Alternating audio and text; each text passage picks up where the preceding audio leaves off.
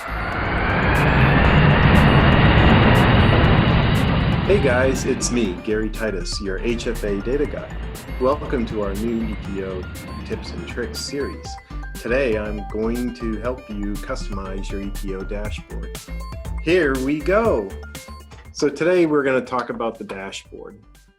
So when you're editing your dashboard, you can actually change your modules, whatever one you want to change.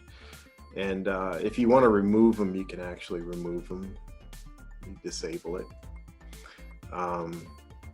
So to edit the dashboard, you're going to go up into Edit Dashboard up in the upper right corner. And you can set your filters on it. Right now I have no filters set on this particular module. And it's for your recent touch points, and then you also can check off what fields you want to have shown. So you can show the fields that are within that touch point. For this case, I'm showing the touch point itself and the program, the name, the subject type, the date completed, date last updated, and the audit creation date. Anyways, you can see all the different ones you can select. You can select whichever one you want. And then you do a filter. You can set the filter on a particular field. So I'm on service level. Actually remove them by deleting it.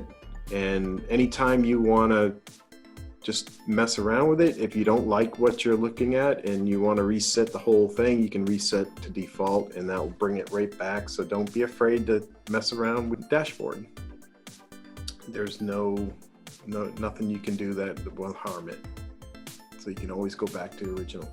So when you're done, you just say done editing, and then it'll show your module the way you had selected inside your dashboard. Well everyone, thanks for watching. This is Gary Titus, your HFA Data Guy, signing off. Check out our other ETO tips and tricks on our YouTube channel. Got a good trick you'd like to share? Send an email and we might feature it in our upcoming video. See you all soon.